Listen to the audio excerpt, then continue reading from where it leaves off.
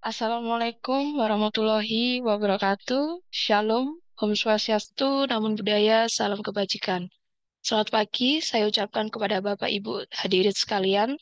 Selamat datang pada webinar series ke-46 dengan tema Building Strategy Maps in Private Sector Companies yang diselenggarakan oleh KMMB Consulting yang bekerja sama dengan IXMA. Puji syukur kami panjatkan kepada Tuhan Yang Maha Esa, karena berkat anugerahnya, kita dapat berkumpul kembali pada pagi hari ini dengan keadaan sehat walafiat. Perkenalkan, saya Marta Radita, selaku moderator yang akan memandu jalannya webinar pada pagi hari ini. Pada webinar sebelumnya, telah dibahas mengenai bagaimana cara menerjemahkan sebuah strategi organisasi untuk operasional bisnisnya. Dan pada webinar kali ini, kita akan membahas bagaimana cara membangun peta strategi di perusahaan sektor swasta. Sebelum memulai webinar series kali ini, izinkan saya menyapa pemateri kita pada webinar pagi hari ini. Untuk pemateri pertama yaitu Bapak Muhammad Badowi. Selamat pagi, Pak Badowi. Pagi Marta, apa kabar? Baik, Pak. Puji Tuhan. Gimana kabarnya, Pak? Sehat selalu Marta. Cuacanya gimana, Pak, di Jakarta, Pak? Jakarta lagi agak mendung tapi nggak hujan. Kemarin habis hujan sih, Pak, Surabaya, Pak. Oke, Baik, terima kasih, Bapak. Dan untuk pada webinar ini, pemateri selanjutnya yaitu ada Bapak Rizky Setiawan. Selamat pagi, Bapak Rizky. Selamat pagi, Bu Marta. Bagaimana kabarnya? Baik, sehat Bapak. Bapak gimana kabarnya, Pak? Alhamdulillah baik, Bu Marta. Baik, terima kasih atas responnya untuk Bapak Badawi dan Bapak Rizky. Tanpa berlama-lama lagi, langsung saja kita ke pemateri pertama, yaitu kepada Bapak Badawi, yang akan memaparkan materi mengenai layanan keuangan kepemimpinan produk yang terkait dengan eh, menambah dan mempertahankan nasabah yang bernilai tinggi dan berpotensi tinggi, serta meningkatkan pendapatan per nasabah dan mengurangi biaya per pelanggan yang terkait mengenai strategi MAPS dan keunggulan operasional. Kepada Bapak Badawi, waktu layar kami persilakan. baik. Terima kasih Marta. Saya sapa dulu Bapak Ibu peserta dari seluruh Indonesia. Selamat pagi Bapak Ibu semuanya. Salam sehat selalu. Mudah-mudahan kita selalu senantiasa sehat ya dan selalu terus berkinerja untuk meningkatkan produktivitas perusahaan kita sehingga target dari visi misi perusahaan kita semakin sukses dan semakin bisa terrealisasi begitu ya. Nah, pada pagi hari ini tidak terasa ya Bapak Ibu kita sudah di series ke-46. Ini sudah hampir tutup tahun ini ya Marta ya. Mudah-mudahan kalau kita perhatikan di bulan November ini tanggal 22 ya. eh, Harusnya nih RKAP-nya Bapak Ibu sudah selesai ya. RKAP sudah selesai, kemudian tinggal pengesahan atau sosialisasi ke seluruh stakeholders. Biasanya begitu kalau sudah November. Sehingga kalau kita sudah menyelesaikan rencana keuangan anggaran perusahaan tahun 2025, kita akan lebih optimis ya menyongsong tahun 2025 itu akan seperti apa gitu ya. Ada banyak ada banyak analis melihat bahwa tahun 2025 ini cukup challenging. Pertama, ditandai dengan kenaikan PPN 12%. Wah, ini juga akan meningkatkan ini ya, akan meningkatkan faktor pajak kita gitu ya. Eh, tapi jangan khawatir, artinya ada banyak simpul-simpul ekonomi yang mulai menggeliat. Artinya kalau kita perhatikan dengan tekanan dari BI Rate yang diturunkan kemarin, berimbas pada beberapa sektor semakin agresif ya.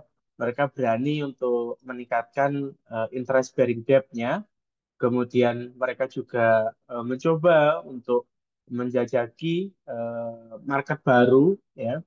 Tentunya ketika kita punya kendala pada aspek modal ya, karena hutang tadi kita gunakan misalnya untuk kredit modal kerja atau kita gunakan untuk leverage yang lain, tapi kita dituntut nih untuk meningkatkan produktivitas dari sisi permodalan gitu ya.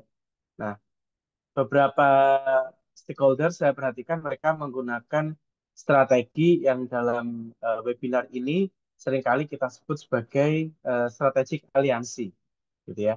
Mereka melakukan, maaf, mereka melakukan konsorsium yang mana itu bisa dalam bentuk konsorsium operasional, bisa dalam bentuk konsorsium permodalan dan lain-lain. Ya. Bahkan yang unik ya, ada beberapa perusahaan supaya harga transaksi yang dimiliki oleh perusahaan itu tidak begitu tinggi, mereka mencoba untuk menaruh asetnya, ya. Jadi melakukan aset placement.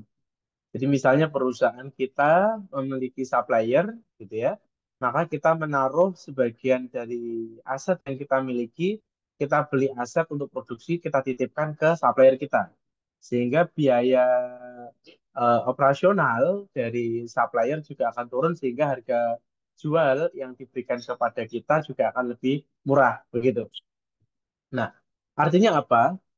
Kita tidak bisa memaksakan diri ketika situasi serba sulit, kemudian kita merasa, wah, tidak ada ruang nih untuk bergerak, gitu ya. Saya selalu gitu mendengar kayak gitu. Nah, sebetulnya nggak boleh ya, kita harus tetap optimis nih. Kita harus tetap optimis, kira-kira bagaimana kita bisa berkreasi, sehingga peran dari tugas kita dalam meningkatkan produktivitas perusahaan itu jauh lebih efektif. Nah, sehingga kalau Bapak Ibu mengelola tim, kemudian timnya fokus pada kendala, masalah, ya ini harus diskusi nih ya.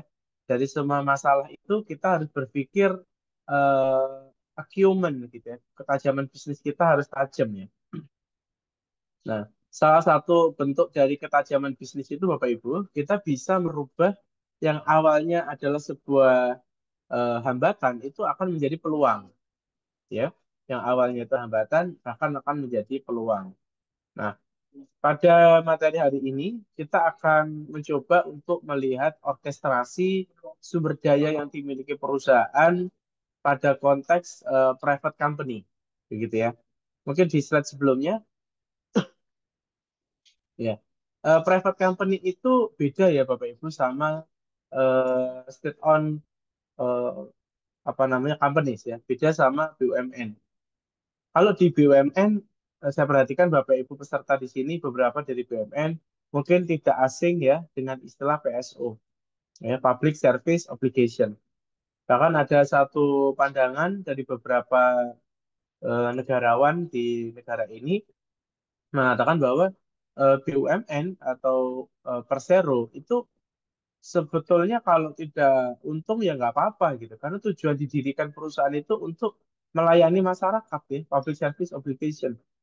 Misalnya Marta lagi kerja ya, butuh listrik ya untuk charger laptop, untuk handphone, maka listriknya harus terjaga ya, ketersediaan. Kalau kita bicara PLN, maka ketersediaan dari listrik itu harus ada. Jangan sampai ketika Marta lagi kerja ternyata shutdown, listriknya mati gitu ya, pemadaman. Nah, ini menjadi menjadi salah gitu ya. Misalnya revenue perusahaan bagus tuh, kemarin rame kan, ada beberapa BUMN memberikan dividen ke negara gitu ya, tinggi, di rating bahkan di berbagai media. Misalnya kita bicara PLN, tapi masih ada satu daerah yang listriknya itu biarpet gitu ya. Kalau siang nyala, kalau sore mati, berarti masih salah tuh ya. Tujuan dari korporasinya masih salah, misalnya gitu. Kita bicara misalnya Pertamina misalnya. Ya, Pertamina kontribusi dividennya juga tinggi, tapi ternyata di beberapa tempat ya di negara kita masih ada daerah-daerah tertentu yang pasokan bahan bakarnya itu masih langka, ya. Misalnya begitu. Atau waktu Lebaran di hari-hari tertentu banyak bensin ya, tempat pengisian bahan bakar itu tutup karena kehabisan bahan bakar. Itu juga salah tuh, ya.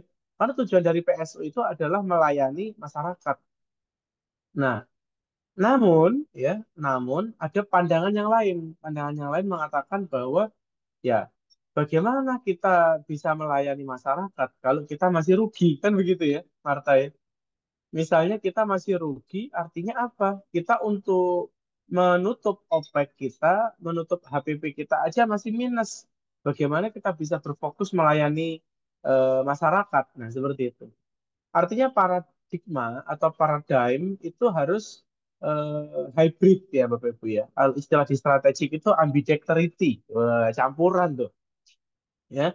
Campuran antara eksploitasi dan eksplorasi. Nah, kalau di kehidupan sehari-hari kita melihat ada siang, ada malam gitu ya.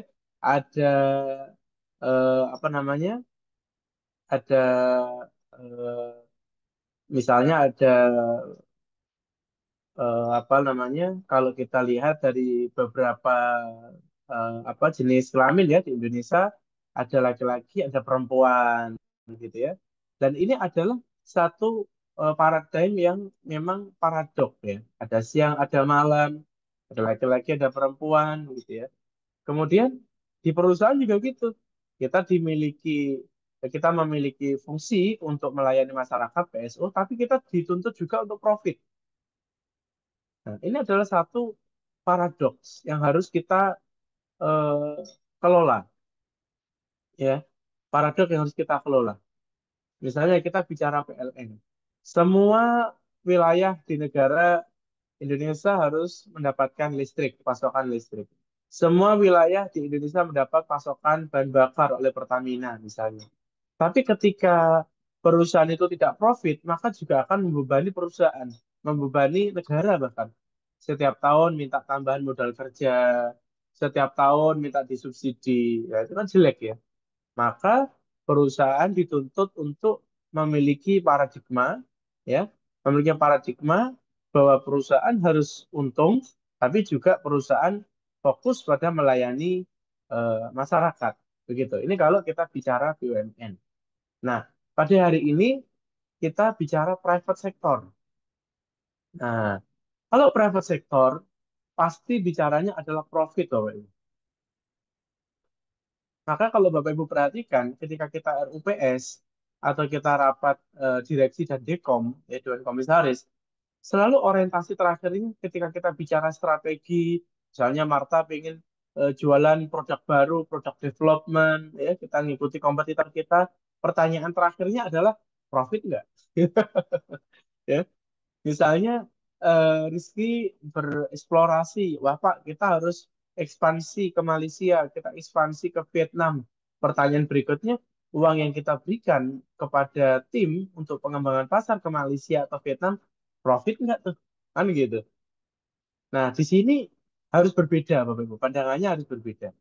Menjadi profit company atau private sector, kita harus benar-benar concern kepada apa yang disebut sebagai profit. Nah, disitulah sebetulnya awal mula dari orkestrasi sumber daya. Ya, seperti tadi saya sampaikan, misalnya kita dituntut profit atau revenue lah ya, kita bicara top line, revenue 10 kali lipat dalam 5 tahun ke depan. Ya, bicara private company atau profit company normal gitu ya, 10 kali lipat revenue normal 5 tahun ke depan. Karena memang ini fokusnya pada profit. Maka kalau kita turunkan, orkestrasi kita gimana? Laba usaha kita, return earning kita pada tahun T-1 yang kita gunakan untuk mendanai tahun T berjalan itu kurang. Ya, kalau kita perhatikan misalnya nih ada satu contoh kasusnya Astra. Kalau Bapak Ibu perhatikan laba bersihnya Astra itu 40 triliun. Ya, kemudian modal kerja kalau Bapak Ibu perhatikan HPP-nya itu sampai 240 triliun. Berarti ada kekurangan modal kerja sampai 200.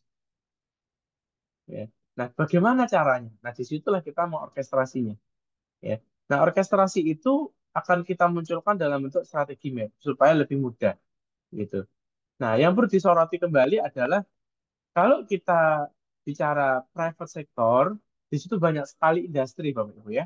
Banyak sekali industri. Misalnya kita bicara perbankan, ya. Kita nggak bisa tuh membandingkan antara profitabilitas perbankan dengan profitabilitas manufaktur. Nggak bisa. Kita membandingkan tingkat eksponensial growth ya atau eh, pertumbuhan dari revenue pada sektor manufaktur dengan sektor services itu juga beda lagi. Jadi kalau sudah bicara private sector, kemudian kita konteksnya adalah membahas strategi map, ini harus case by case.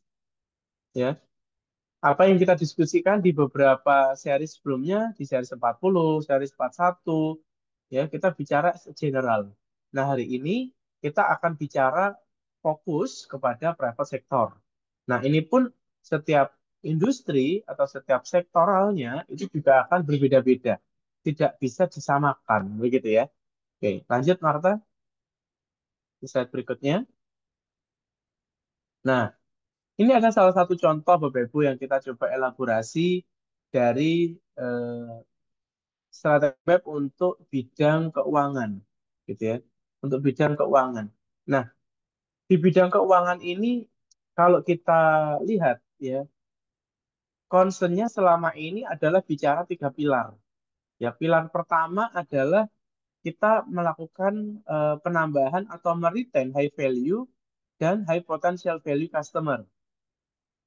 Ya. Kemudian pilar kedua adalah kita berbicaranya increase revenue per customer. Ya. Lalu berikutnya reduce cost per customer. Nah, dulu ya saya ingat betul tahun 2008 gitu ya. Kita itu kalau misalnya mau mengambil uang atau kita juga me, apa namanya menabung itu harus ke teller ya. Artinya apa? Salah satu concern yang dilakukan adalah untuk menambah pendapatan dari perbankan, kita harus menambah kantor cabang, kantor perwakilan, kan begitu.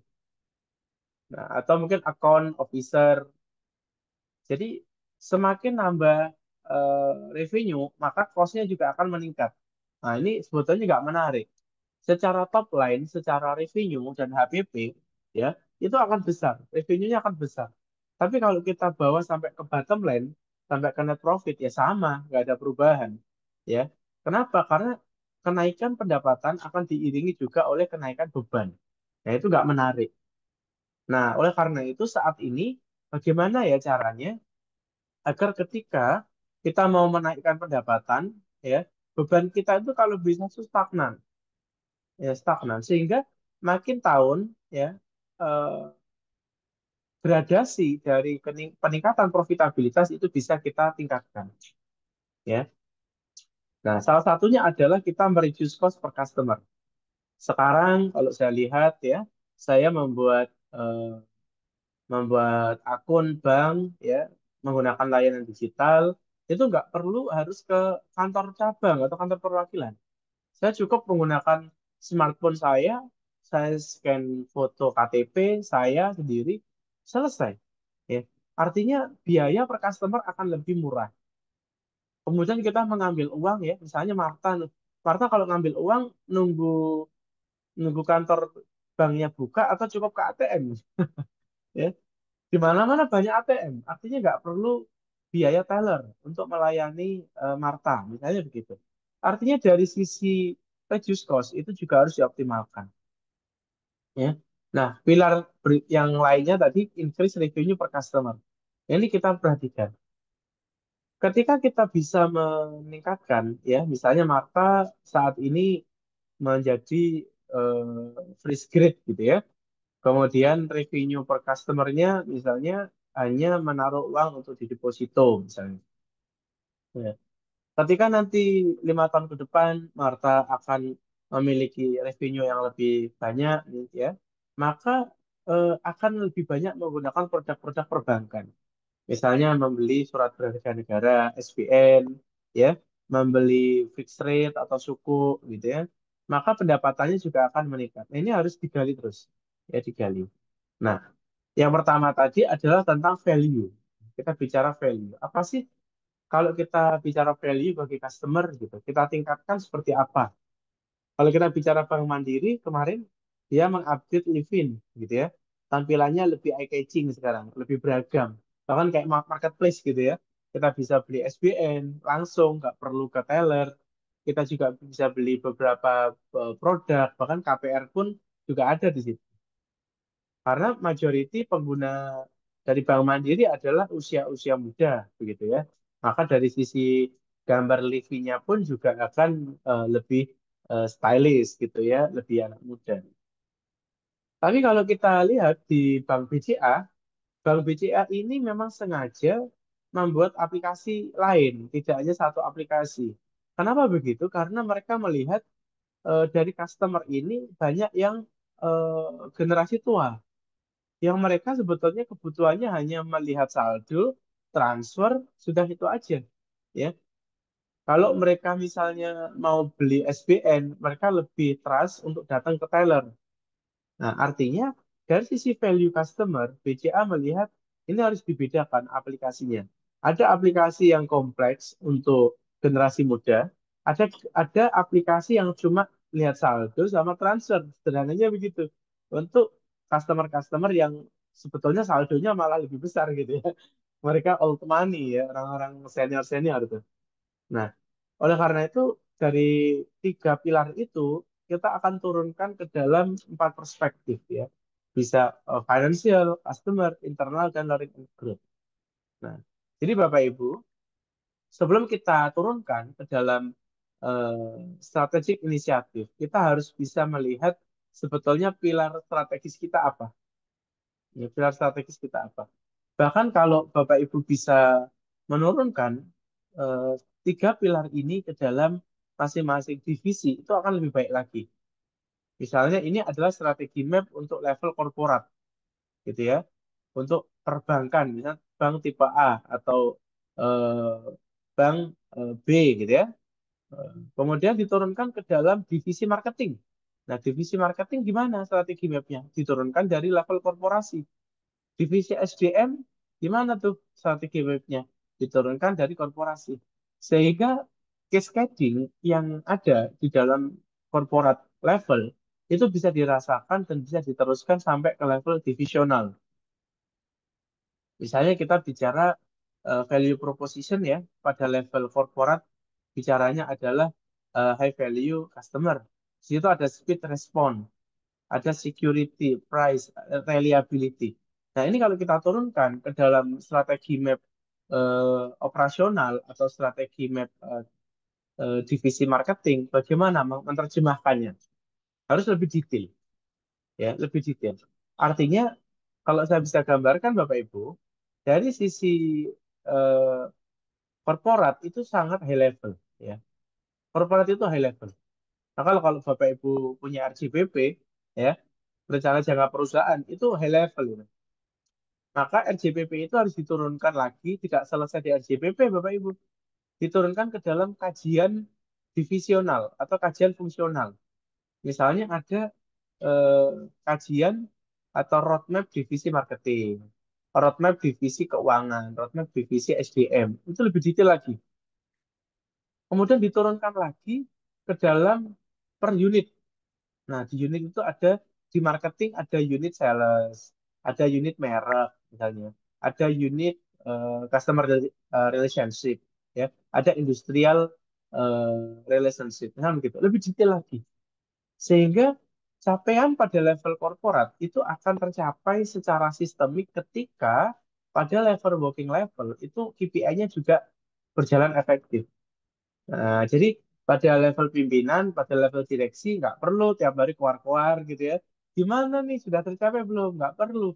Kenapa? Karena semua sudah diturunkan dari RJPP korporat diturunkan ke roadmap-nya masing-masing departemen, ya diturunkan lagi ke masing-masing unit kerja atau bahkan sampai ke personal, personal KPI seperti itu. Dan itu nanti sistemik. Sistemiknya kemana? Bergerak kepada sistem remunerasi, KPI, reward and punishment, sistem evaluasi karyawan, seperti itu, ya. Sehingga dalam pengelolaan korporasi kita tidak bisa melepas satu bagian dengan bagian yang lain. Harus terhubung antara level korporat, level departemen, level unit kerja, bahkan sampai ke personal, seperti itu. Nah, kembali ke contoh kasus ini ya Bapak Ibu ya. Kita kalau perhatikan dari sisi increase revenue per customer, ya, maka ada dua pilar, ya. Ada dua pilar yang saling terkait, yaitu adalah grow revenue atau maximize profit. Ya. Kalau saya perhatikan beberapa perusahaan itu getol mereka meningkatkan revenue, ya, dari sizing 1 triliun dinaikkan menjadi 2 triliun, ya, ada sizing. Kemudian dari 2 triliun dinaikkan lagi menjadi 10 triliun, ya, ada resizing. Tapi kasus yang terjadi adalah ketika revenue ini semakin naik, profitnya semakin kecil.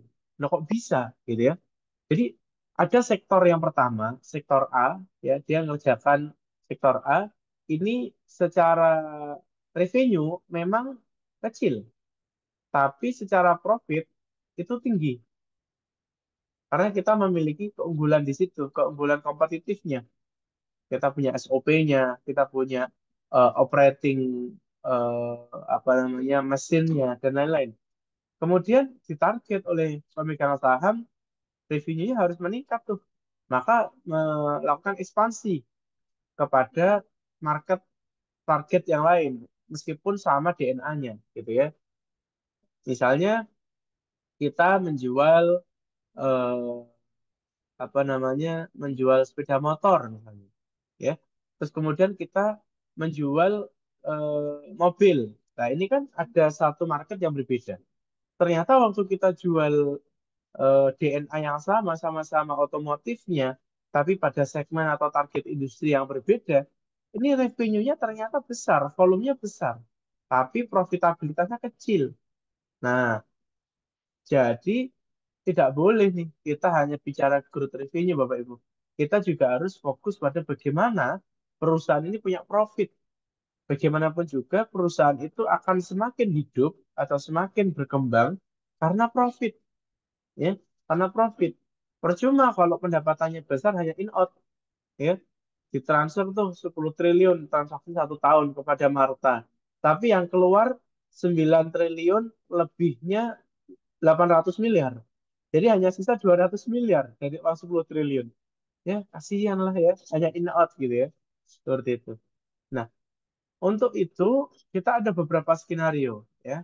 Maka untuk bisa menaikkan profit, otomatis kita harus memiliki grow revenue. Untuk grow revenue, kita harus increase revenue per customer. Nah, ini menjadi obstacle-nya ya.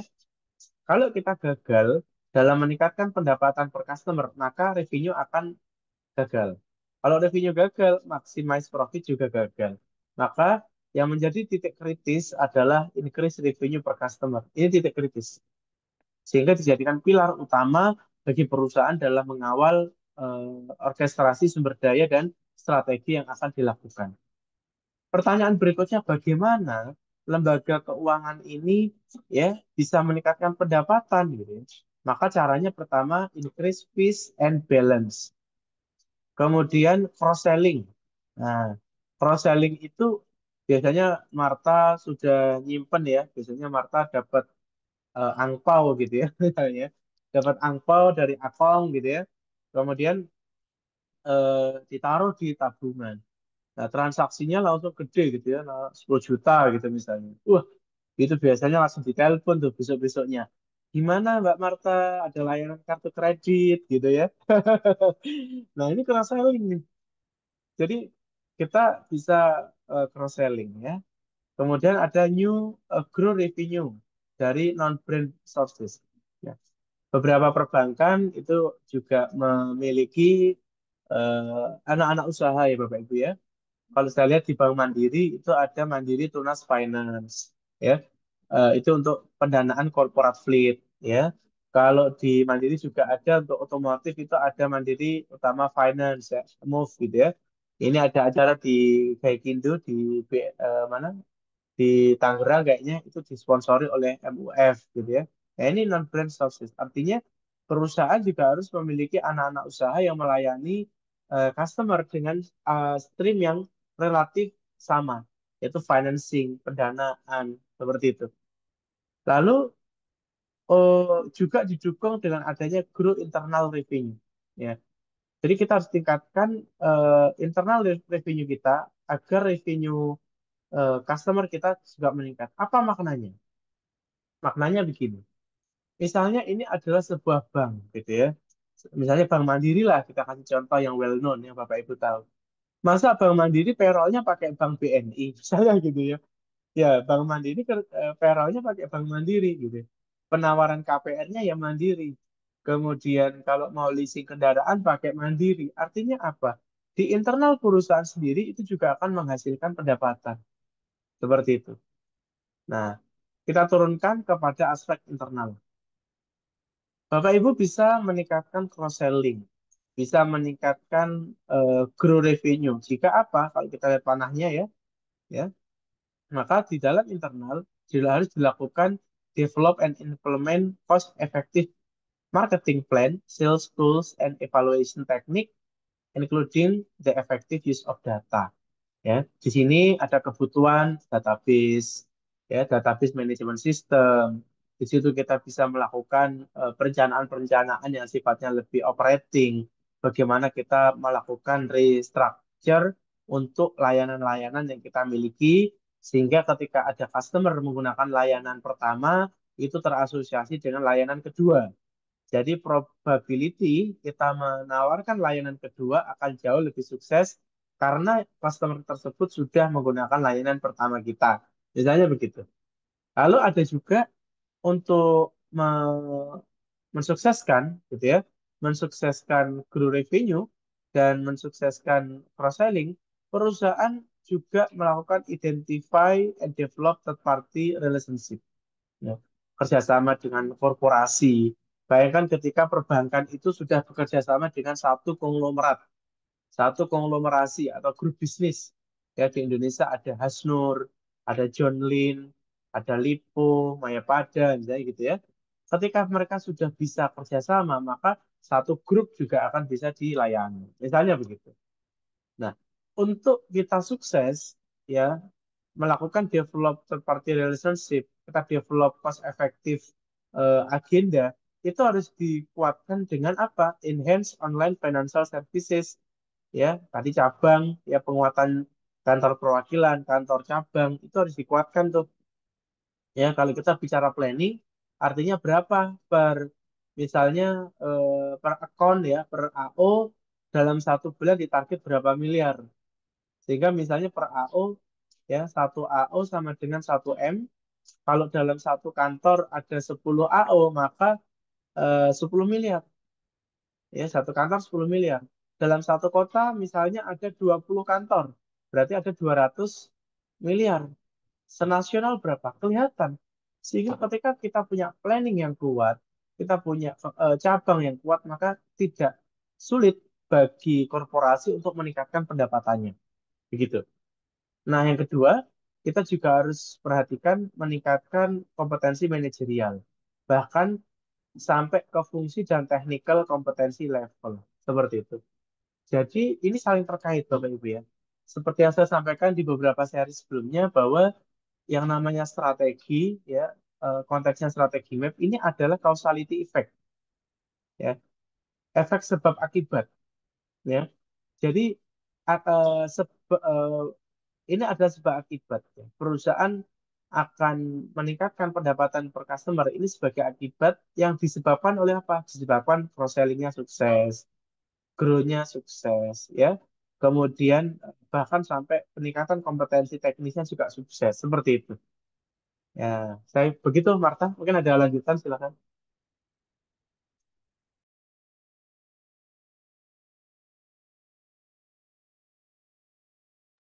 Slide berikutnya, silakan.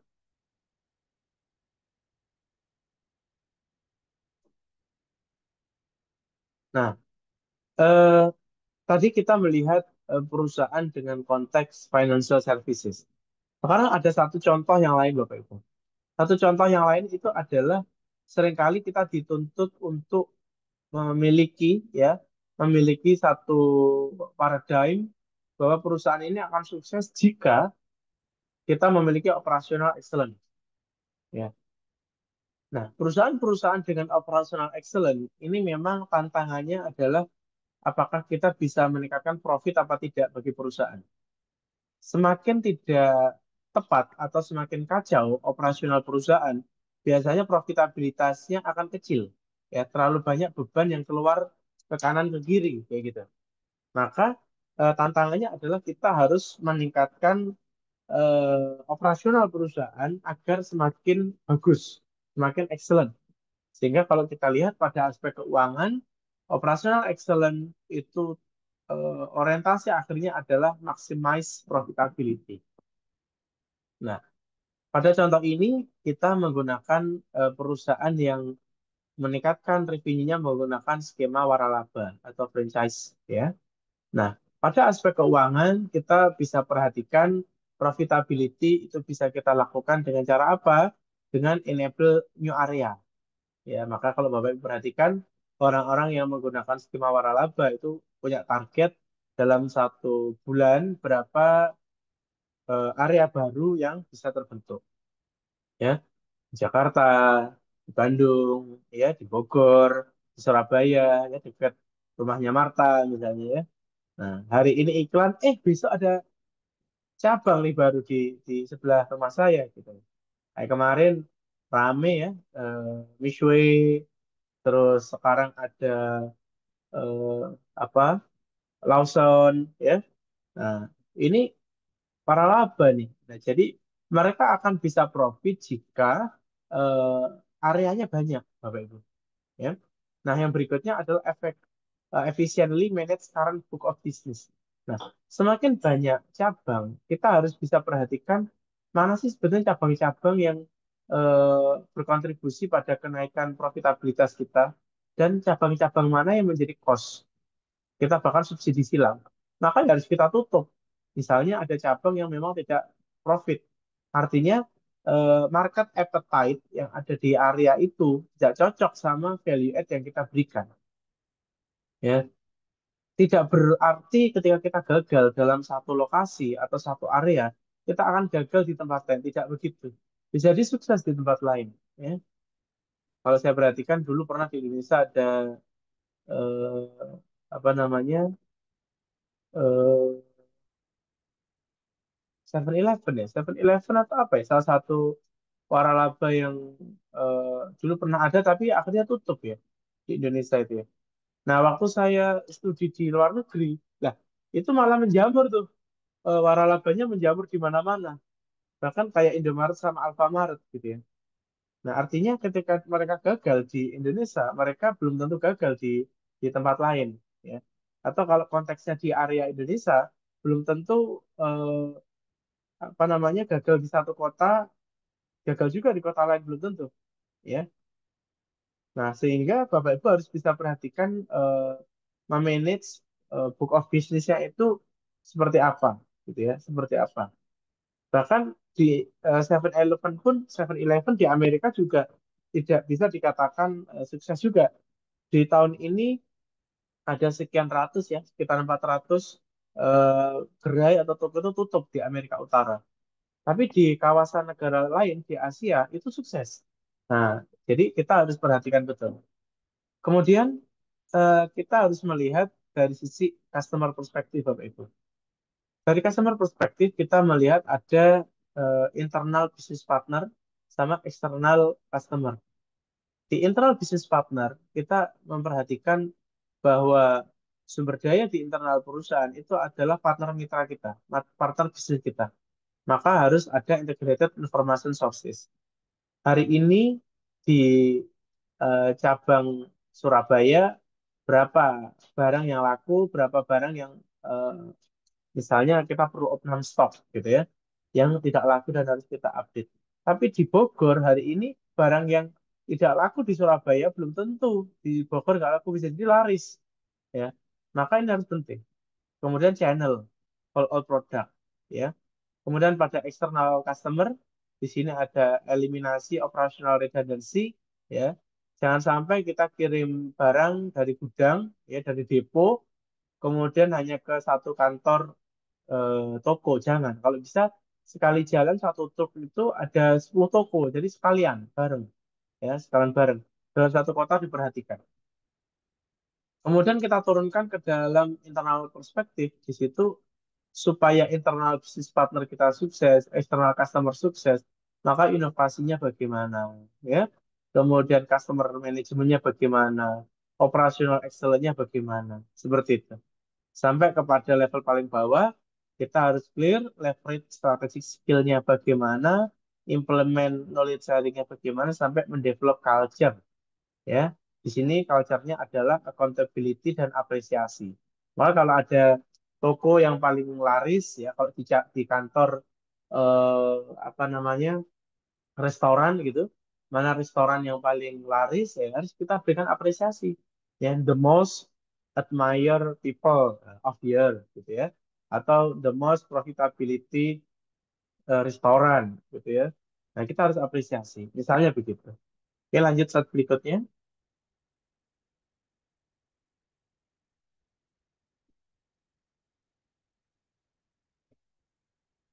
Nah, eh, kita juga melihat Bapak Ibu, seperti yang saya sampaikan di awal bahwa perbedaan sektor itu menjadikan tantangan tersendiri. Ya. Apa yang sudah pernah kita susun di sektor eh, perbankan misalnya, itu tidak relevan ketika kita menggunakan alat yang sama atau strategi yang sama di sektor manufaktur.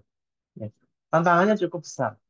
Ketika KNMB menangani ya perusahaan manufaktur baja gitu ya, itu memang tantangannya berbeda. Di situ kita bicara supply chain, kita bicara ketersediaan kas, kita berbicara tentang eh, market, ya, apakah market di luar negeri itu eh, cocok apa tidak? Karena aturannya sangat padat, ya, sangat sangat ketat, ya. Bahkan kalau kita mencoba untuk comply pun, kadangkala untuk ekspor ke luar negeri peraturannya sangat ribet sekali. Dan itu menjadi hal yang wajar. Kenapa? Karena masing-masing negara mereka sedang istilahnya itu melindungi ya industri strategisnya masing-masing. Nah, oleh karena itu, bagaimana kita eh, bisa untuk ekspansi ke luar negeri? Salah satunya kita bermitra dengan perusahaan di luar negeri, misalnya begitu. Nah, kalau kita kembali kepada perusahaan manufaktur ini perusahaan padat ya, Bapak Ibu ya. Ya padat modal, ya padat karya, dan padat-padat yang lain gitu ya. Ya. Maka salah satu concern kalau kita bicara keuangan adalah meningkatkan return on net asset. Kita sudah punya aset. Dan net asset itu maknanya aset-aset yang kita miliki secara dari modal ya. Nah, maka kita harus lihat mana aset yang kita beli misalnya dari hutang itu harus kita bersihkan dulu tuh ya. Nah, artinya dari net asset yang kita miliki ini menghasilkan return berapa? Ini harus clear. Karena kebanyakan perusahaan manufaktur itu rugi, ya. Tapi memang tidak bisa disalahkan. Seringkali mereka rugi itu bukan karena nggak punya uang atau salah dalam pengelolaan, Bapak Ibu. Tapi mereka rugi itu kadang-kala ketika ada laba di tahun berjalan itu diputar lagi menjadi eh, inventory, ya putar lagi seperti itu. Nah, kemudian eh, hal itu bisa terjadi jika kita bisa improve operating margin. Nah, tadi kan saya bilang bahwa ini padat karya, padat modal, maka eh, margin dari operasional bisnis itu krusial sekali. Seringkali mereka tipis sekali ya, marginnya tipis. Ya, tipis sekali. Bahkan kalau kita lihat contohnya sekarang Sritek ya. Sritek itu karyawannya banyak banget tuh ya. Karyawannya banyak banget, hutangnya banyak, ternyata hutangnya juga nggak jelas tuh uang dari hutang dipakai untuk apa. Ya, ya nggak berbentuk aset, ya nggak berbentuk ini, nggak berbentuk itu, gitu ya. Jadi eh, terlepas dari situ, memang tata kelolanya kita harus lihat bahwa yang namanya manufaktur itu margin dari operasional itu sangat tipis. Maka kita harus disiplin, ya, mengelola keuangan harus disiplin. Seperti itu. Saya rasa begitu, Marta, dari saya kira cukup. Ya. Saya kembalikan ke Marta. Baik, Bapak. Terima kasih banyak kepada Bapak Badawi atas pemaparan materi yang sangat menarik dan informatif mengenai layanan keuangan kepemimpinan produk yang terkait dengan menambah dan mempertahankan nasabah yang bernilai tinggi serta meningkatkan pendapatan dan mengurangi biaya dan strategi maps keunggulan operasional dan mengelola strategik. Untuk selanjutnya, izinkan saya untuk memberikan highlight dari materi yang telah diberikan oleh Bapak Badowi, bahwa perusahaan harus dapat menurunkan strategi dari level corporate hingga pada level divisi dengan mempertimbangkan aspek finansial, customer, internal, dan learning and growth untuk dapat meningkatkan revenue dan memaksimalkan profit. Secara khusus berfokus pada kepemimpinan yang berkelanjutan dalam pengembangan produk dan layanan keunggulan. Sebelum melanjutkan ke pemateri berikutnya, mari kita break sejenak untuk menyegarkan pikiran kita kembali. Di sini Bapak Ibu, kami persilakan apabila ingin menambah makanan ataupun minuman untuk menemani sesi webinar selanjutnya. Dan selagi Bapak Ibu mempersiapkan diri untuk sesi webinar selanjutnya, terdapat beberapa poin yang ingin saya sampaikan. Yang pertama, saya mengingatkan kepada Bapak dan Ibu yang belum mengisi link absensi kehadiran, silakan mengisi link absensi kehadiran yang telah dikirim oleh tim KMMB melalui kolom chat Zoom.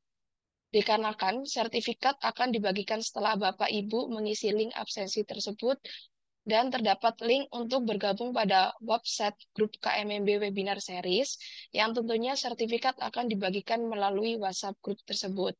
Yang kedua, selanjutnya kepada Bapak dan Ibu yang memiliki pertanyaan maupun pendapat yang ingin didiskusikan terkait materi kali ini, silakan tulis di kolom chat Zoom, dikarenakan pada akhir sesi webinar nanti akan diadakan sesi tanya jawab dan akan diambil pertanyaan teratas. Dan yang ketiga, bagi Bapak Ibu yang ingin mengikuti webinar seri selanjutnya, kami persilakan registrasi pada webinar series ke-47 dengan tema Strategi Scorecard in Non-Profit Governance and Healthcare Organization yang akan dimoderatori oleh Ibu Nada Safira Rahmanzi dan pemateri oleh Bapak Muhammad Badawi dan Bapak Elvandi Deva.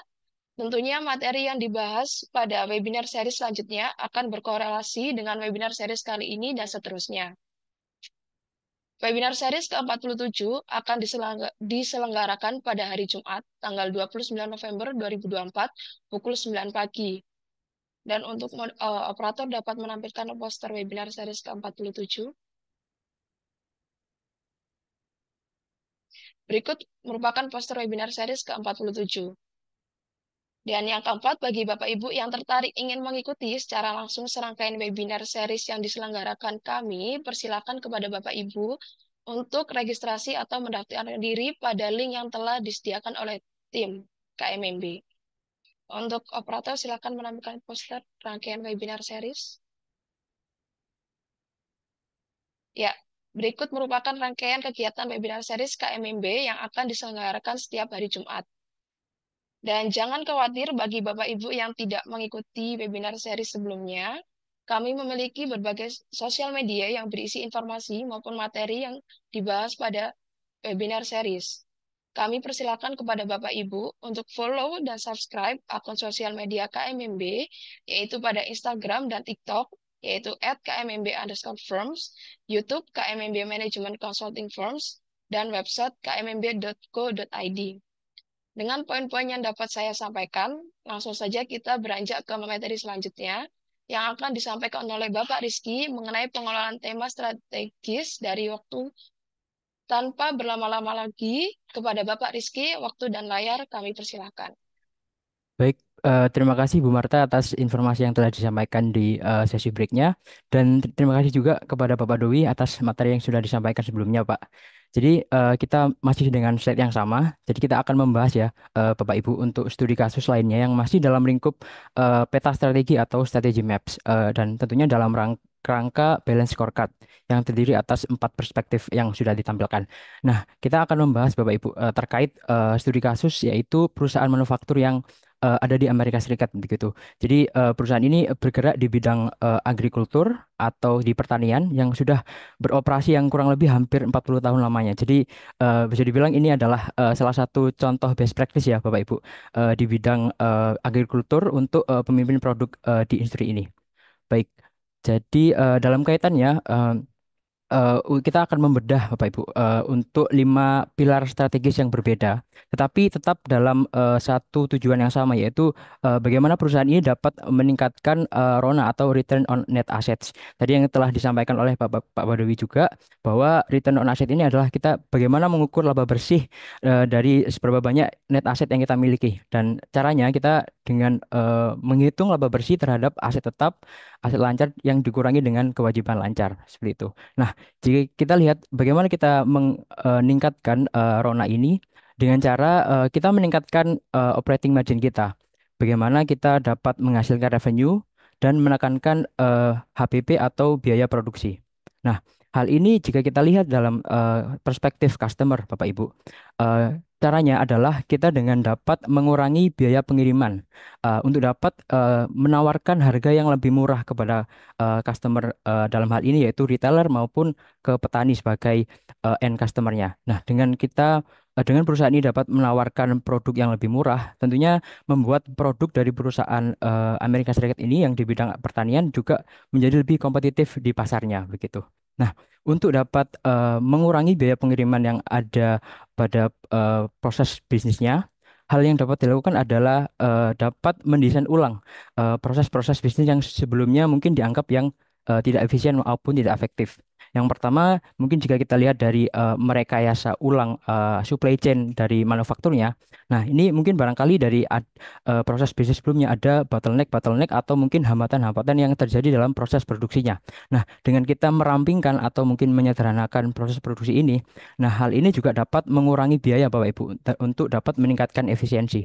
Seperti itu. Nah, untuk kita jika kita lihat dalam sisi yang lainnya, mendesain ulang lantai logistik juga dapat mengurangi atau mungkin cara kita dapat mendesain ulang proses-proses bisnis yang sebelumnya tidak efisien dan efektif, yaitu dengan mengoptimalkan proses distribusi dari produk yang dijual untuk dapat mengurangi waktu dan juga biaya pengiriman.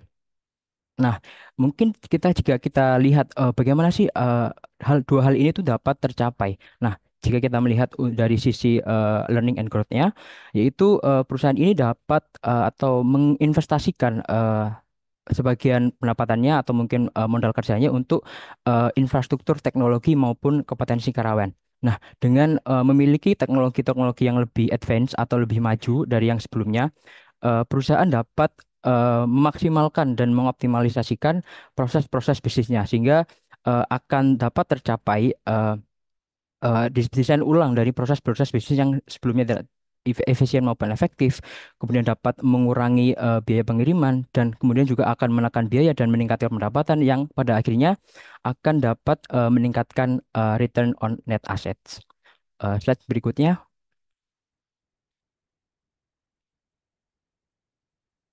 Baik, jadi masih dengan studi kasus yang sama ya Bapak Ibu. Jadi untuk skenario yang ini yaitu kita membahas bagaimana perusahaan ini dapat mendesain ulang interaksi dengan pelanggan yaitu distributor maupun retailer. Nah, jika kita lihat tentunya masih sama ya Bapak Ibu. Perusahaan ini juga tetap memiliki target yaitu untuk meningkatkan RONA atau Return on Net Asset. Nah, bagaimana caranya? Nah, caranya yang dapat dilakukan yaitu jika kita lihat pada slide yang sudah ditampilkan, yaitu dengan meningkatkan penjualan melalui respon yang lebih baik kepada retailer sebagai eh, pelanggan kita, pelanggan perusahaan ini. Nah, dengan cara bagaimana agar respon kita terhadap agar pendapatan dapat meningkat, yaitu ada dua cara Bapak Ibu. Yaitu yang pertama, em, memastikan bahwa ketersediaan produk dalam supplier yang kita kirimkan kepada supplier sebagai pelanggan kita untuk dapat mereka agar tidak dapat kehabisan stok atau tidak ada yang sampai tertunda begitu pengirimannya, sehingga begitu distributor ada pesanan yang cukup banyak, tapi perusahaan ini tidak dapat memenuhi permintaan tersebut, mungkin juga akan berdampak kepada distributor sebagai pelanggan kita. Nah, jika kita lihat dari sisi yang lain, eh, untuk meningkatkan layanan pelanggan kepada retailer, yaitu dapat meningkatkan responsivitas atau mungkin jika ada keluhan-keluhan atau mungkin kendala yang dialami oleh pelanggan distributor, ya perusahaan ini dapat memaksimalkan untuk dapat mengatasi keluhan tersebut secara cepat dan efisien begitu. Nah, agar ketersediaan supply produk dan layanan dapat lebih responsif dan dapat mendukung, hal yang dapat dilakukan adalah beberapa hal ya Bapak Ibu. Ada penyederhanaan atau pemangkasan proses pemesanan atau penjualan yang lebih cepat. Ya, kemudian ada optimalisasi persebaran sales representatif ke area yang lebih strategis, maupun juga bagaimana caranya dapat menyederhanakan proses penjualan dan promosi kepada retailer begitu. Nah, hal-hal ini juga nantinya akan mendukung pencapaian pada customer perspektif seperti itu. Kemudian jika kita tarik ke bawah Bapak Ibu, bagaimana agar hal-hal tersebut dapat dicapai? Ada tiga hal Bapak Ibu yang mendasari kegiatan tersebut untuk dilaksanakan, yaitu yang pertama ada mendesain ulang proses pemenuhan pemesanan, yaitu dengan menyederhanakan proses untuk memastikan eh, agar penjualan agar sampai lebih cepat dan akurat kepada pelanggan distributor. Kemudian yang kedua ada mengoptimalkan persebaran sales representatif dengan cara menugaskan ke area-area yang strategis. Jadi jika kita lihat di Amerika Serikat, Bapak Ibu, kan ada berbagai macam negara bagian. Nah, dari sana mungkin bisa diidentifikasi, oh mana sih area-area yang mungkin berkontribusi besar terhadap penjualan. Nah, itu mungkin kita bisa eh, meletakkan atau mungkin menempatkan sales representatif ke area-area yang memiliki kontribusi terbesar seperti itu. Kemudian yang terakhir ada menyederhanakan penjualan dan promosi agar eh, interaksi perusahaan ini terhadap retail atau retailer menjadi lebih mudah dan efektif. Nah, sehingga jika kita runut lagi Bapak Ibu dari aktivitas-aktivitas yang ingin kita lakukan dari bawah hingga ke atas, yang nantinya juga akan berkontribusi kepada peningkatan return on net assets. Slide berikutnya. Nah, kemudian masih dengan studi kasus yang sama, Bapak Ibu, yang kali ini kita akan membahas skenario bagaimana meningkatkan operasional kepada distributor, yang juga tolak ukurnya yaitu diukur dari peningkatan return on net assets. Nah, dalam hal ini, Bapak Ibu, ada dua hal yang dapat dilakukan agar peningkatan RONA dapat tercapai. Yang pertama ada mengurangi tentunya biaya-biaya dan modal yang digunakan, sehingga dengan biaya-biaya yang lebih efisien akan dapat menekan HPP maupun total beban biaya sehingga dapat memaksimalkan laba bersih yang didapatkan. Kemudian untuk yang kedua ada meningkatkan penjualan melalui aliansi yang kita bangun dengan pelanggan kita yaitu retailer untuk dalam konteks ini, yaitu dengan kemitraan pengecer ini akan terbangun semacam kepercayaan dan juga loyalitas begitu untuk dapat mendorong lebih banyak volume penjualan yang lebih tinggi untuk dapat meningkatkan akses pasar dan dukungan. Nah, dalam hal dua hal ini dapat dicapai dengan dalam konteks customer perspektif, yaitu membuat ekosistem yang baik Bapak Ibu untuk dapat mengurangi biaya modal dari retailer maupun juga menumbuhkan kepercayaan dan kolaborasi. Kemudian jika kita lihat dari sisi internal bisnis prosesnya, hal ini juga dapat dicapai jika perusahaan ini dapat mendesain ulang proses penjualan ataupun optimalisasi dari pengemasan produk. Nah, jika kita lihat dari mendesain ulang dari pemasaran dari ujung ke ujung, dari end-to-end prosesnya, nah dengan komunikasi yang lebih baik juga dapat mengurangi kesalahan-kesalahan yang dapat terjadi saat pemrosesan maupun dalam pengiriman yang tepat waktu kepada eh, retailer sebagai pelanggan utama dari perusahaan ini. Nah, untuk yang selanjutnya ada mengoptimalkan pengemasan atau packaging kepada retailer. Nah, dengan adanya ekosistem yang sudah dibangun tadi, akan terhimpun Bapak Ibu semacam informasi-informasi yang ada di dalam teknologi tersebut untuk dapat menyusun strategi bagaimana sih untuk dapat memastikan produk dapat dikemas secara efisien dan menghemat biaya. Seperti itu. Nah, kemudian jika kita tarik lagi, oh ternyata emang harus membutuhkan pembangunan ekosistem yang terintegrasi begitu antara perusahaan ini sebagai produsen dan retailer sebagai pelanggannya. Nah, dengan yang namanya IDA ini atau Electronic Data Interchange atau mungkin kalau dalam bahasa sederhananya ada semacam e-commerce begitu Bapak Ibu, ada Tokopedia maupun Shopee. Nah, itu kan di situ ada terhimpun pembeli maupun penjual. Nah, Tokopedia ini sebagai yang eh, providernya itu menghubungkan antara produsen dan penjualnya begitu untuk memfasilitasi berbagai macam penjualan bagaimana juga melaporkan laporan-laporan penjualan seperti itu. Mungkin bisa next selanjutnya. Nah, yang kemudian yang selanjutnya ada skenario bagaimana menciptakan interaksi antara distributor dan petani begitu. Nah, ini dalam hal konteks perusahaan agrikultur di Amerika Serikat ini kan distributor adalah pelanggan B2B-nya dari perusahaan ini. Nah, farmer ini atau petani ini adalah sebagai pelanggan end to end-nya, jadi ujung customer-nya begitu Bapak Ibu. Nah, dengan target yang sama dalam meningkatkan RONA-nya atau return on net asset-nya, hal yang dapat dilakukan yaitu meningkatkan penjualan melalui program penarikan dari atau pull effect gitu ya Bapak Ibu untuk dapat menarik petani agar dapat membeli lebih banyak produk dari eh, perusahaan ini. Nah, caranya dengan kepuasan dan loyalitas petani yang juga didorong oleh layanan dan pengalaman yang lebih baik untuk menciptakan efek tarikan tersebut, Bapak Ibu. Nah, kemudian petani juga dapat secara aktif mencari produk-produk dari retailer ini dengan sehingga dapat meningkatkan volume penjualan dan meningkatkan pendapatan. Nah, bagaimana hal ini dapat terwujud yaitu dengan cara perusahaan dapat mendesain ulang bagaimana cara petani sebagai end-to-end customer-nya untuk membeli produk di dalam ekosistem. Nah, dengan cara yaitu membangun sebuah gudang retail begitu Bapak Ibu.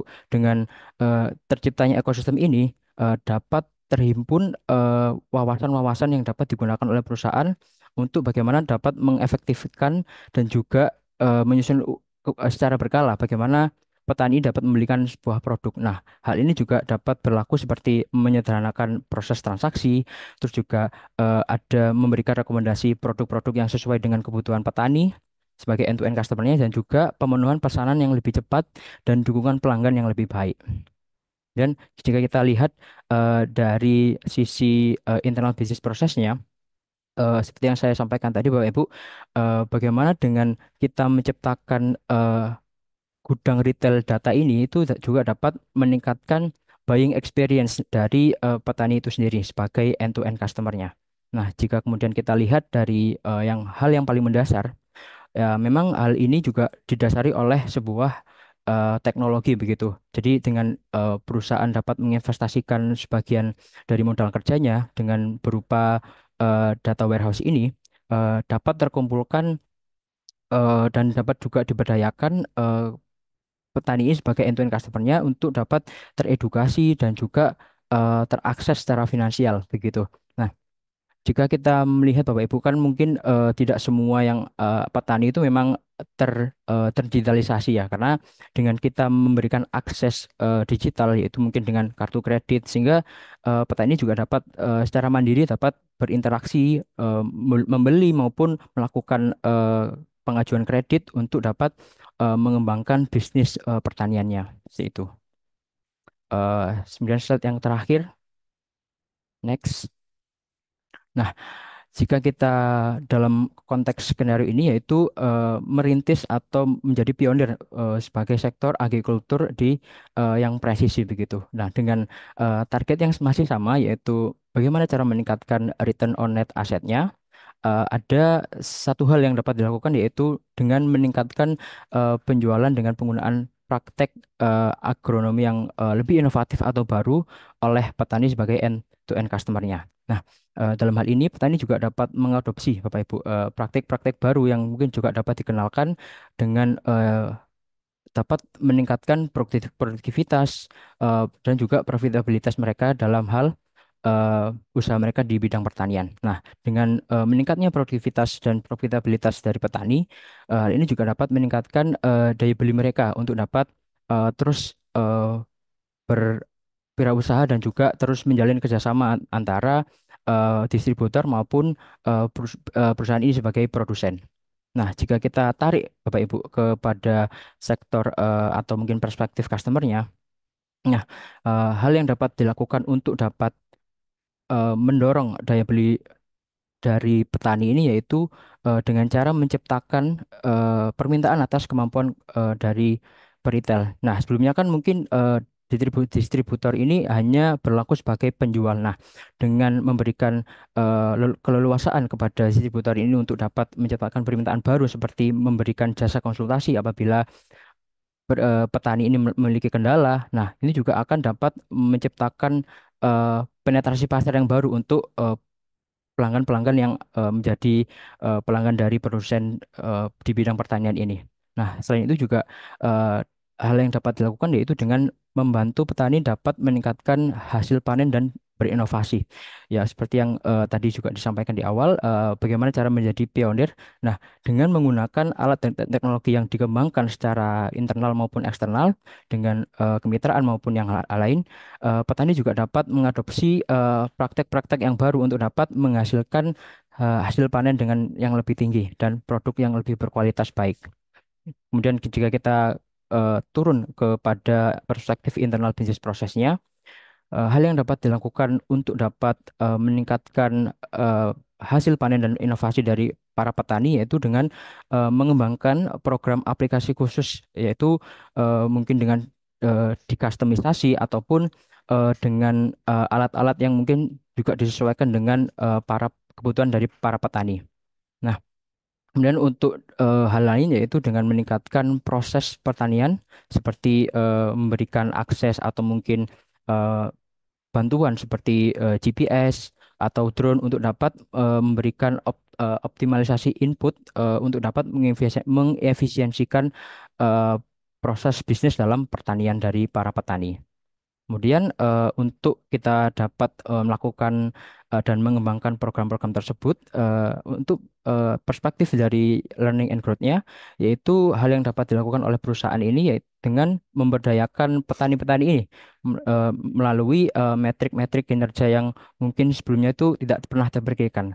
Karena jika kita lihat Bapak Ibu, mungkin kan petani juga sangat-sangat berfokus ya, tidak mungkin tidak sampai berpikir kepada hal-hal yang strategis. Jadi, dengan kita membantu untuk mengembangkan tolak ukur produktivitas dalam konteks ini, petani juga dapat mengukur, oh saya tuh harus dapat mencapai sekian untuk dapat menghasilkan hasil panen secara efisien dan efektif gitu. Nah, kemudian untuk yang terakhir yaitu mengembangun sebuah platform digital dan juga memberikan petani akses kepada bagaimana cara tolak ukur tersebut dapat digunakan dan juga dapat menggunakan platform digital ini untuk memantau kinerja mereka selama mereka berproses dan menggunakan produk dari perusahaan ini. Baik, jadi jika kita simpulkan Bapak Ibu dari 5 skenario yang berbeda tadi, jadi mungkin Bapak Ibu juga punya perusahaan yang berbeda ya, begitu seperti yang disampaikan oleh Bapak Dwi tadi. Jadi ketika kita memiliki sebuah target perusahaan, tentunya juga kita harus melihat industri apa yang mungkin sedang kita geluti begitu. Nah, tapi dengan konteks yang mungkin kita setelah bahas sebelumnya, eh, memungkinkan sekali jika kita itu punya satu tujuan yang sangat spesifik dan juga dengan cara mencapainya itu dengan 5 atau mungkin lebih skenario yang berbeda. Nah, mungkin itu saja dari saya, Bu Marta. Saya kembalikan ke Bu Marta. Baik, terima kasih kepada Bapak Rizky atas memaparkan materi yang sangat jelas dan bermanfaat untuk kita semua. Semoga apa yang telah disampaikan oleh kedua pemateri kita kali ini dapat Bapak Ibu diimplementasikan dengan baik. Selanjutnya, izinkan saya menyampaikan sedikit highlight dari materi yang telah disampaikan oleh Bapak Rizky. Mengenai strategi MAPS menggambarkan bagaimana organisasi mengelola berbagai elemen secara bersamaan untuk mencapai tujuan strategis dengan mengelola tema strategis secara bertahap, mulai dari efisiensi biaya hingga pertumbuhan pendapatan, dan pada akhirnya menciptakan pasar baru dengan produk dan layanan bernilai tambah.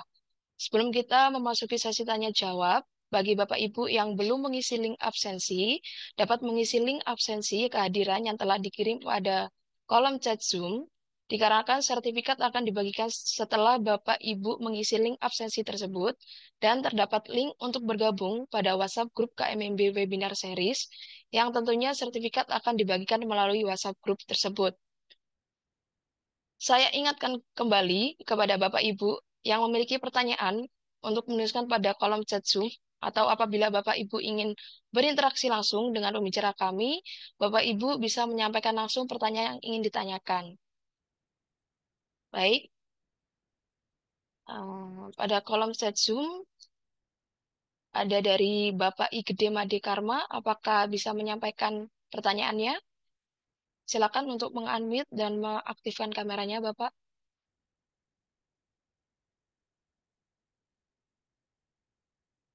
Baik, akan saya bacakan pertanyaan dari Bapak Igede. Adakah ukuran yang bisa dijadikan acuan untuk mengukur apakah ROA yang kita peroleh itu layak atau wajar? Untuk pertanyaan ini bisa dari Bapak Badowi. Iya, terima kasih Kak IGD atas pertanyaannya. Jadi kalau kita menghitung nilai wajar, itu yang paling dekat atau yang sering dilakukan itu adalah ada dua pendekatan, ya. Pendekatan pertama itu adalah pendekatan internal dan pendekatan kedua adalah pendekatan eksternal. Nah, kalau pendekatan internal itu biasanya kita menggunakan CAGR dari historical performance kita. Jadi kita melihat kinerja 3 tahun terakhir atau 5 tahun terakhir, kira-kira percepatan dari perusahaan kita itu di ROA angka berapa? Ya, itu bisa dilakukan. Atau kalau kita menggunakan pendekatan eksternal, kita menggunakan rata-rata industri atau rata-rata sektor, ya, rata-rata industri atau rata-rata sektor. Ini saya coba buka di database. Misalnya kita bicara ROA untuk bank, ya. Ini ada Bank Mandiri. Nah, Bank Mandiri itu ROA-nya itu adalah 2,5%. Ya. Mandiri itu 2,5%. Mungkin saya bisa bantu di ini ya. Nah, jadi Bank Mandiri itu ROA-nya di angka 2,5%. Nah, kalau kita bicara perbandingan pada sektor, artinya sektor bank ya, eh, bank sektor, itu rata-rata untuk ROA-nya dalam satu sektor itu bentar, 1,65. Nah, kalau kita bicara industri, industri keuangan, kalau industri lebih besar lagi ya Bapak Ibu ya, itu sekitar 1,27%. Nah, jadi ini kalau kita pakai pendekatan wajar menggunakan eksternal. Jadi dari sisi ROA pada Bank Mandiri itu jauh lebih bagus, ya, jauh lebih bagus dibandingkan dengan sektor perbankan maupun industri keuangan. Nah, kalau kita misalnya lihat dari eh, yang lain, misalnya kita cek di bank lain, ya, misalnya ini ROA tadi ya, ini ROA perusahaannya, PT-nya, ini eh, BMRI. Misalnya kita melihat dari sisi Bank BCA misalnya ya, atau BRI misalnya. Nah, BRI itu ROA-nya, kalau kita perhatikan Bapak Ibu, ya, ROA-nya itu di angka, sebentar. Nah, ROA-nya di angka 3,12%. Artinya lebih besar lagi dari profitability ROA dibandingkan sektoral, industri maupun peer company yang sama-sama BUMN-nya. Seperti itu. Nah, jadi tapi kita perlu melihat di angka ROA di BRI ini kan di tahun 2023 ya. Nah, kita kalau lihat di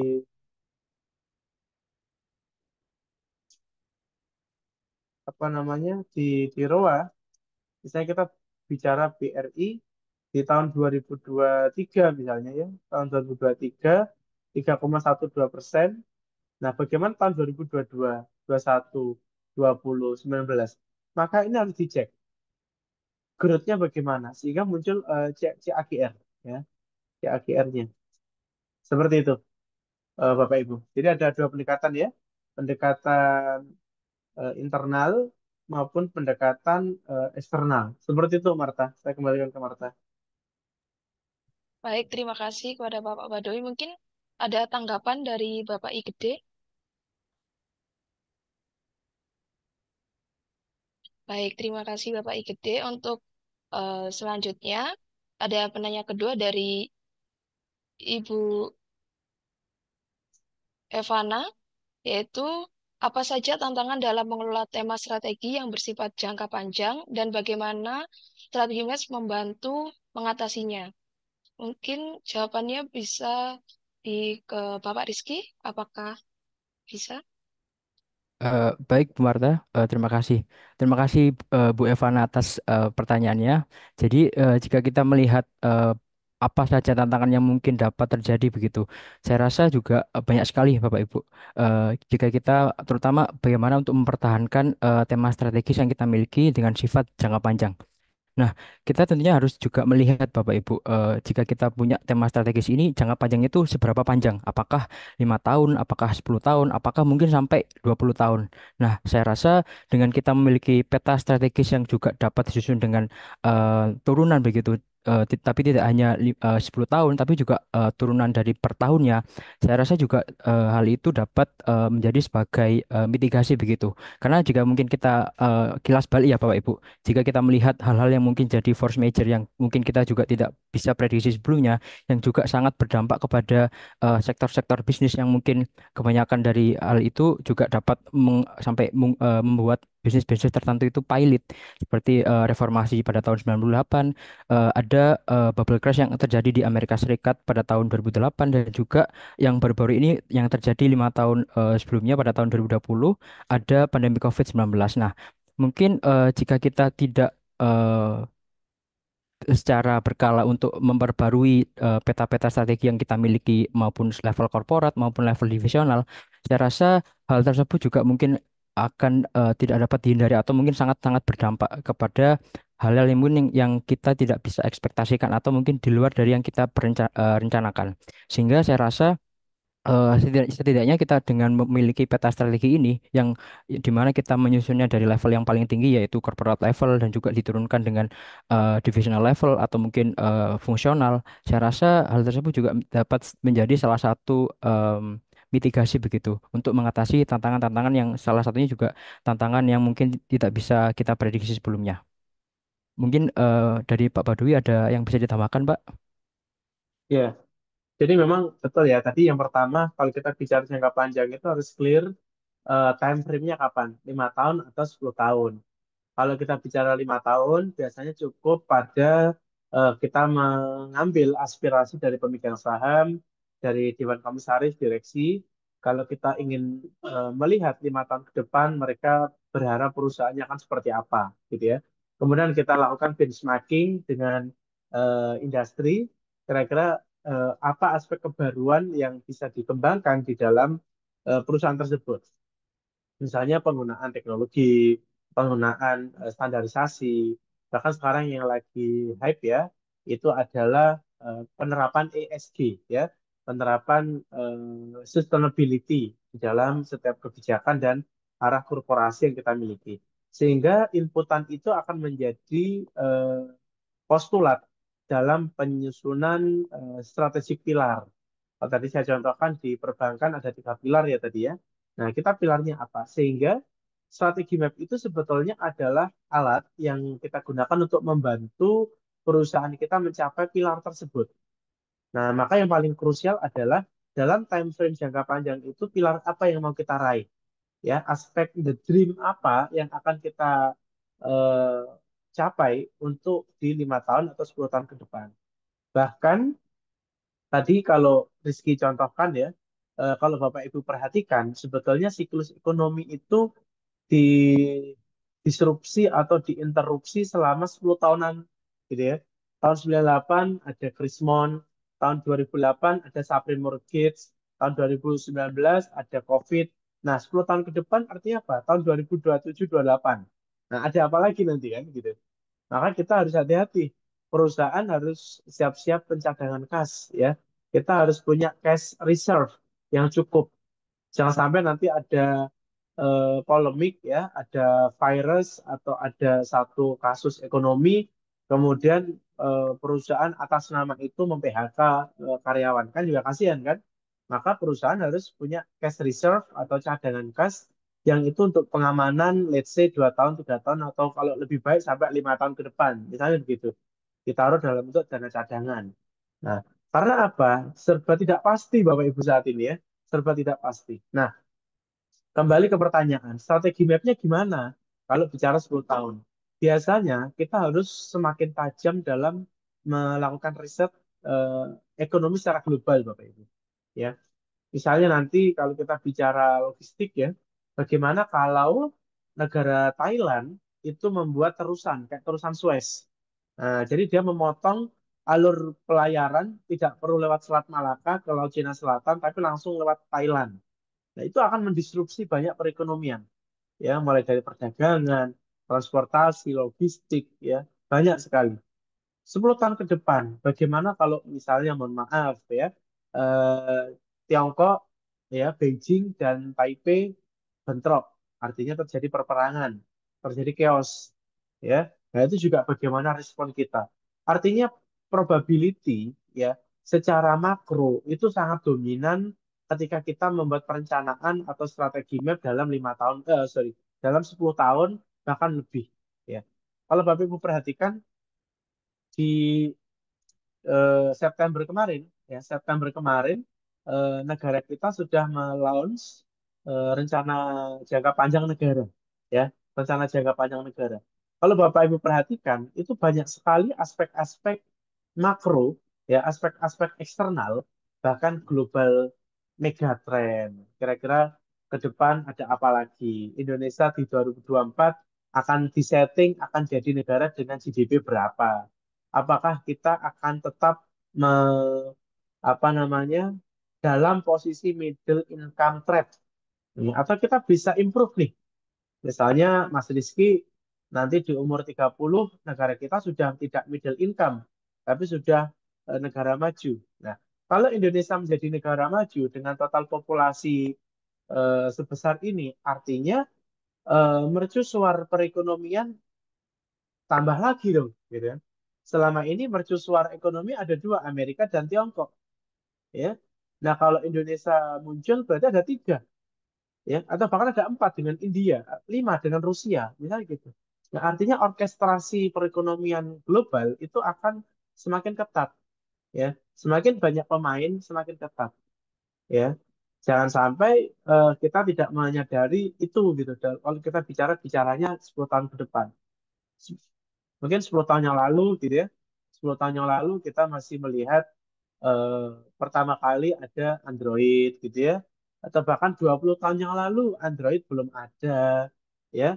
Kita masih menggunakan HP eh, apa namanya yang biasa lah ya, cuma SMS sama telepon ya. Kita bicara 30 tahun yang lalu ya. Bahkan kita nggak menyangka bahwa sekarang pada waktu itu orang beli jeruk dari Tiongkok itu lebih murah daripada beli jeruk dari Jember misalnya atau dari Malang misalnya, ya. Jadi orkestrasinya luar biasa. Nanti obor One Belt One Road-nya Tiongkok akan sukses, ya. Kita akan memperpanjang juga logistik misalnya begitu. Jadi cakupannya akan demikian, begitu ya. Kita kembalikan ke Marta. Baik, terima kasih atas jawabannya dari Bapak Rizky dan Bapak Badowi. Gimana untuk Ibu Evana, apakah ada tanggapan?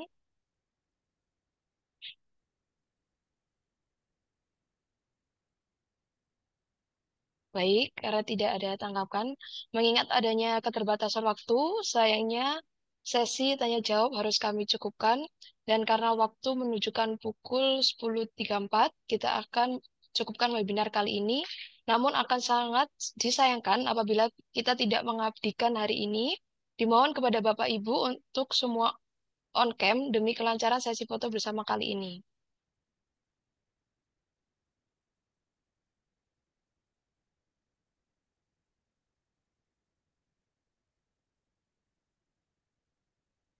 Baik, untuk dokumentasi slide 1 akan saya pandu.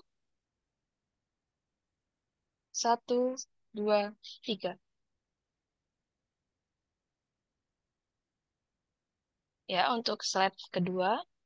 1, 2, 3.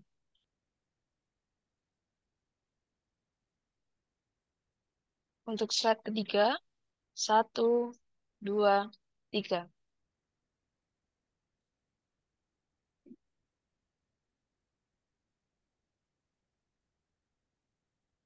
Baik. Apabila Bapak Ibu masih memiliki pertanyaan yang ingin disampaikan, Bapak Ibu bisa menyampaikan pertanyaan tersebut pada webinar seri selanjutnya. Agar tidak ketinggalan, Bapak Ibu bisa segera mendaftarkan diri atau registrasi pada link yang telah dikirimkan oleh tim kami, atau Bapak Ibu dapat mengunjungi laman sosial media kami. Sekali lagi, kami ingatkan kepada Bapak Ibu untuk mengisi link absensi kehadiran, dikarenakan sertifikat akan dibagikan setelah Bapak Ibu mengisi link absensi tersebut. Dan terdapat link untuk bergabung pada WhatsApp grup KMMB Webinar Series yang tentunya sertifikat akan dibagikan melalui WhatsApp grup tersebut. Terima kasih kepada tim yang bertugas dan saya ucapkan terima kasih kepada Bapak Badawi dan Bapak Rizky atas waktu yang telah diberikan karena telah berkenan untuk menyampaikan materi dan berdiskusi pada webinar kali ini. Terima kasih kepada Bapak Ibu yang telah mengikuti webinar kami dari awal hingga akhir. Semoga dari ilmu yang telah disampaikan dapat bermanfaat untuk Bapak Ibu sekalian. Saya, Marta Radita, selaku moderator pada webinar series kali ini, pamit undur diri dan sampai jumpa pada webinar series selanjutnya.